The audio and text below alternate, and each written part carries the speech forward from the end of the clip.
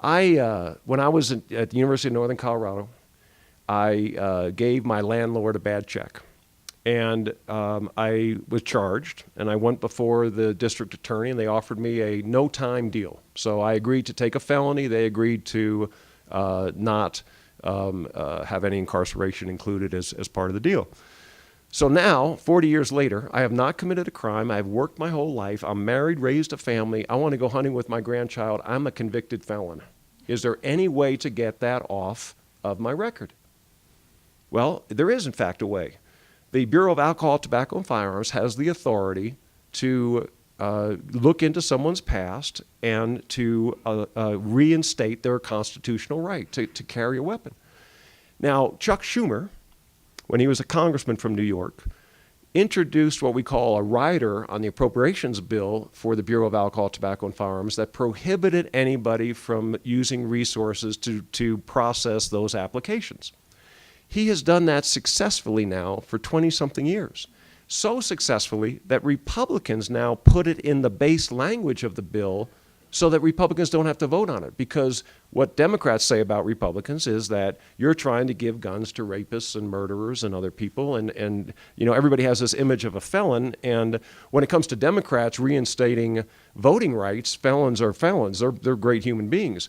When it comes to Republicans giving a grandfather who has never committed a serious crime, never committed a violent crime in his life, a gun so he can go hunting with his grandchild, well, that's really terrible. So I was berated for 45 minutes by a cardinal, a subcommittee chairman on appropriations. I was told that if this goes to a vote, we will lose the majority as Republicans in Congress. The Democrats were huddling, and I kept looking over at the Democrats huddling, and I'm getting yelled at in this ear, and I'm looking at them, and they're huddling. They were afraid that I was running this motion to run commercials against them, saying that they are soft on guns. And you don't want to be soft on guns in a lot of Democrat districts either. So the speaker asked for the ayes, and I said aye, asked for the nays, and it was silent. The Democrats didn't object. And it passed. And that cardinal came up, and he shook my hand, and he said, "Ken, that was great. Congratulations. You just ripped me for 45 minutes, and now you're congratulating me." And what they did was they got together, and the bill goes over to the Senate, and they take the language out in the Senate. And so it was never part of the bill ultimately, and they knew they could dodge tough votes, but they will do anything they can to dodge tough votes. And that's why we have a deficit. And that's why we're always going to have a deficit as long as the incentives are set up the way they're set up. I have to pay to be on a committee. I have to raise the money to pay for that committee assignment. I have to go to the people that want more goodies.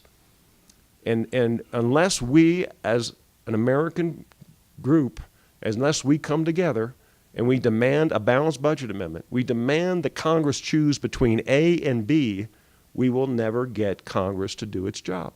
If you force us to go choose between A and B, we'll actually do oversight.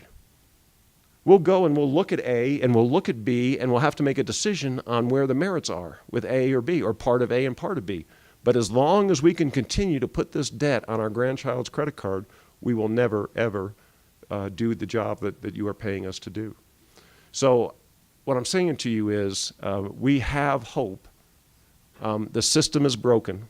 This book, I hope this book is a good example of how we can not only identify the problems, but also the solutions to the problems.